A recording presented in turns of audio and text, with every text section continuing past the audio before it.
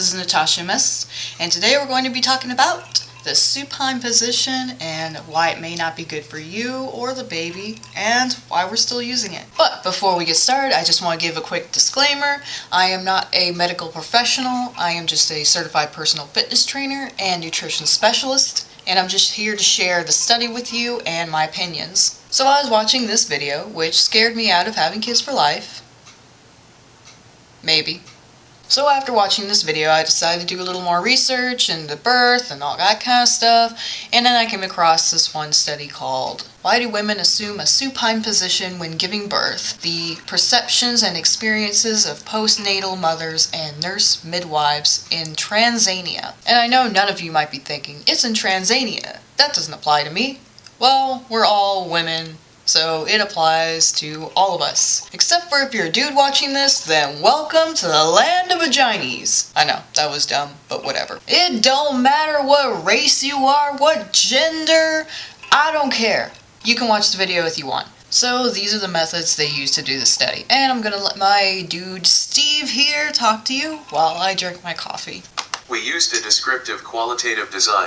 We conducted 7 semi-structured interviews with nurse midwives and 2 focus group discussions with postnatal mothers who were purposefully recruited for the study. Qualitative content analysis guided the analysis.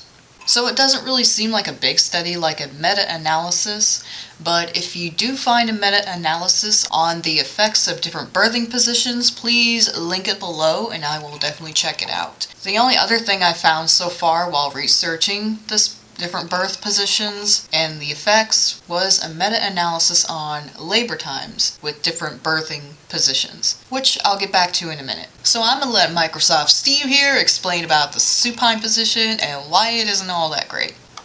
In Tanzania, the supine position had been used consistently despite its adverse effects on maternal and fetal well-being. For example, in 2004, about 80% of women in Tanzania gave birth in the supine position too. The adverse effect of this position may include more painful and less effective uterine contractions, maternal exhaustion due to prolonged labor, reduced pelvic outlet diameters, and reduced blood flow to the uterus, resulting in fetal hypoxia. 13. The purpose of this study was to explore the perceptions and experiences of mothers and nurse midwives regarding the use of the supine birthing position.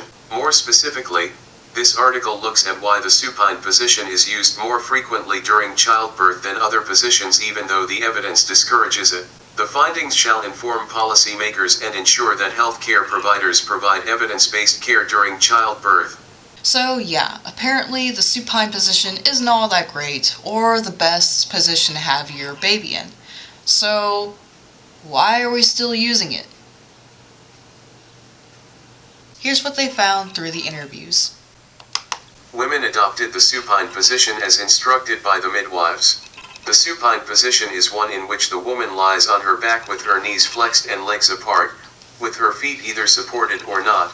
Postnatal mothers in this study reported using the supine position when giving birth because it was good and commonly practiced.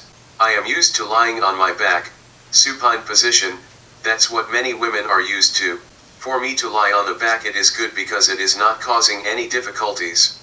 I usually see women lying on their backs. This is the best position. Postnatal mother, FGD1. Contrary to respectful maternity care principles that emphasize women's choice of position during birth, the participants' use of the supine position during childbirth was not their decision. None of the women in this study was given the opportunity to choose the position they preferred during childbirth. Women adopted the supine position as instructed by the nurse midwives. When you are about to give birth, midwives would ask you to lay by your back. Every delivery, I assume the position instructed by the midwife, and I usually lay on my back. Postnatal mother, 29 years old, Para 3. My experience is to lie on my back. When I arrived at the hospital, I was asked to lie on my back by the midwife. Even for previous deliveries, I usually lay on my back. Other positions were not encouraged by midwives. Postnatal mother, 28 years old, Para 3. Sometimes you can go to the labor room with experience of giving birth. You had 3 or 5 deliveries, you tell the nurse how you feel, what you want, but they can't listen to you. Postnatal mother, 49 years old, Para 6. women experience using alternative birthing positions. Studies have reported the advantages of using alternative birthing positions to the mother and her newborn baby 23-24. However, it was not common for information about these birthing positions to be included in antenatal health education, despite the fact that some postnatal mothers knew them. We do not receive any education on birthing positions neither at RCH nor at our homes after marriage, but our friends tell us about different birthing positions which are lateral, squatting and lay on your back. Postnatal mother, FGD2. I only used to lie on my back, other positions I am not used to, but there are other positions. When you talk with other women they say I cannot give birth in laying on my back, others say I can't give birth squatting. So, there are other positions even though we assume only one position. Postnatal mother, 49 years old, para 6. Some of the mothers thought the alternative birthing positions weren't good. I always lied on my back when giving birth. When you are about to give birth, midwives would ask you to lay by your back, so I think other positions are not good. Postnatal mother, 28 years old, para 3. It was also learned from this study that mothers who had had the opportunity to use alternative birthing positions had had a very positive experience. For my first baby, I assumed the lateral position. I felt okay because I lay in the lateral position and I delivered very quickly. I did not spend more hours. Postnatal mother, 29 years old, para 3. Nurse midwives' perspectives. Midwives commonly decide birthing positions for laboring women. Various factors may influence women's decision-making during childbirth. These include socio-demographic factors, birth environment, cultural norms, Western culture, type of healthcare provider, level of education and the age of the woman giving birth to. It was learned in this study that the decision about which position women should assume when giving birth was commonly made by the nurse midwives, based on their knowledge and experience. Nurse midwives believe that they are knowledgeable and competent in birthing practices, including the choice of birth positions. According to our findings, nurse midwives thought that there would be no point in letting women choose their preferred birthing position. Women are not allowed to choose the birthing position when they are at the hospital.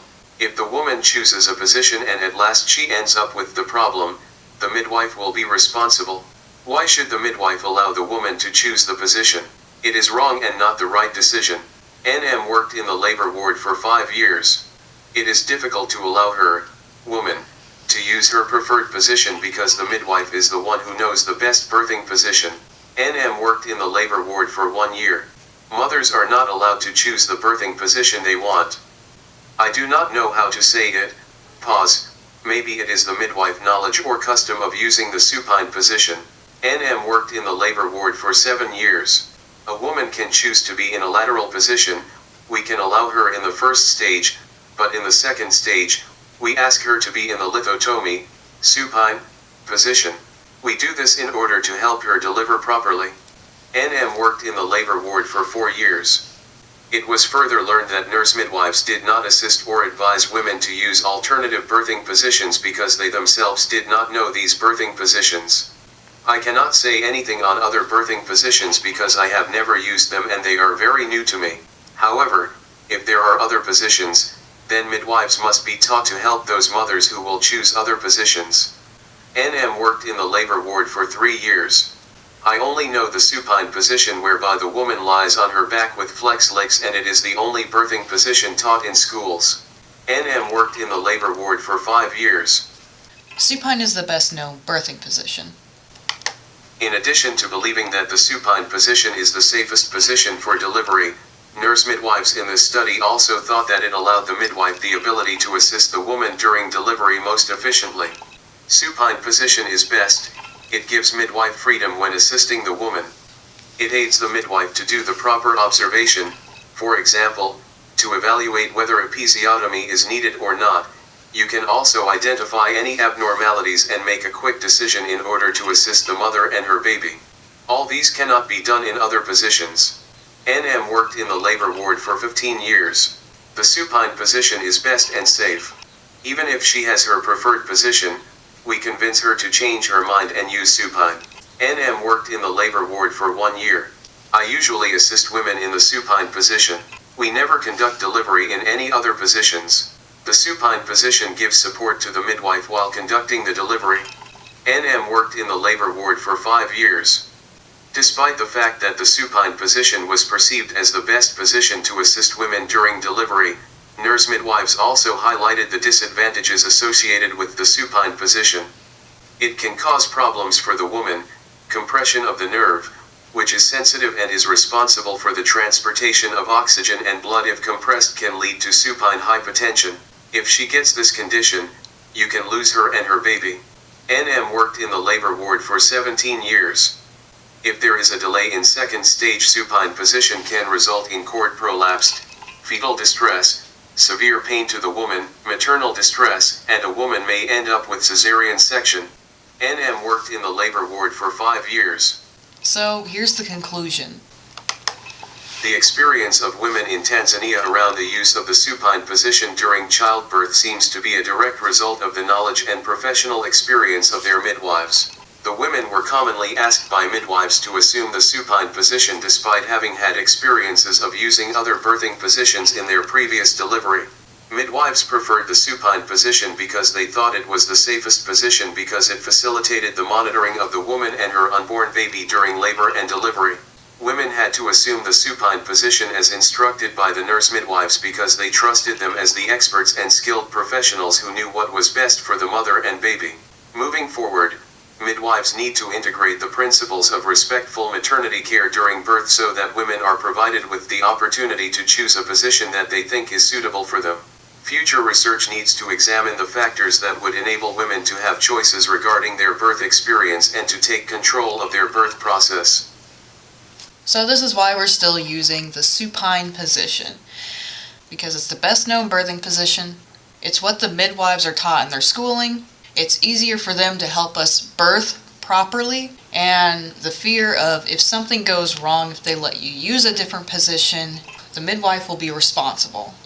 So even though there are better positions out there that make more sense to be using, and like that one meta-analysis study I mentioned early on in the video that mentions the duration times in different positions during second stage of labor, where it basically comes to the conclusion where that study, the name of the study is Effective Maternal Birth Positions on Duration of Second Stage of Labor, Systematic Review and Meta-Analysis. But basically the conclusion comes down to in this study that pretty much all the other birthing positions had shorter duration than the supine position. But I guess we're going to continue having to use the supine position until they have better understanding of how to do other positions, we get more options, because there's got to be a way. I mean, I could see from their side, though, how it would be difficult. Because, I mean, if you're in squatting position, squatting birthing position, are they going to, like, get under you like a car? Okay, just changing some oil down here. Alright, let's do this. So they'll have to be underneath you or something, which makes it kind of difficult to see things like that. But still, we could, like, find some sort of way around this, because apparently the supine position seems pretty outdated and isn't the best for us. If I had a choice, I personally wouldn't use the supine position because of the research I've been doing. I mean, I've been told by my dad that the supine position wasn't the best position, but you know, I kind of like believed him sorta and didn't, because you know, you can't always believe what you've been told. So I wanted to actually research it myself and see, and here we are. So what are your thoughts on the supine position? Should we use it? Should we use other positions? Let me know in the comments, especially if you're a healthcare professional. I want to hear your side of the story, why you use it, what's going on.